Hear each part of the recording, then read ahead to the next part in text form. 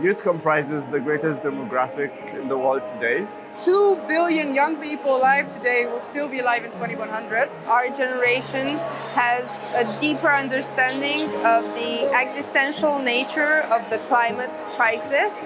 Climate change has decimated our way of lives. It has affected us personally.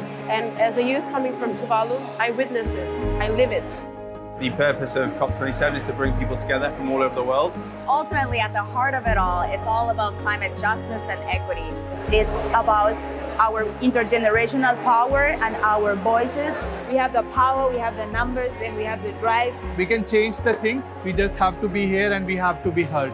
It's really important for us youth and children to come here at COP27, most especially since we have the first ever Children and Youth Pavilion. The very first one of many, I hope.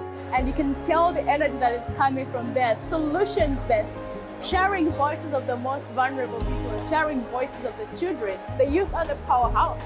I see youth bringing in climate justice and intergenerational equity at the heart of the climate policy-making processes. What I'm bringing to COP is conversation or discussion or advocacy around climate education. I'm bringing my bravery, my passion, and my climate story. I advocate tree planting. People like me, we are also in negotiation room to ensure that voices of young people, among other vulnerable groups, are represented in the negotiations. And by, of course, showing solidarity. What youth bring to the table is their ability to collaborate rather than to compete.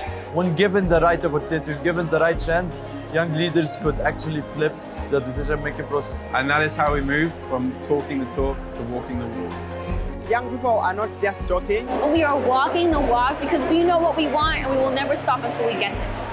This place is full of hope, and having more young people here will just fuel that up. We are hoping that this COP can make a difference.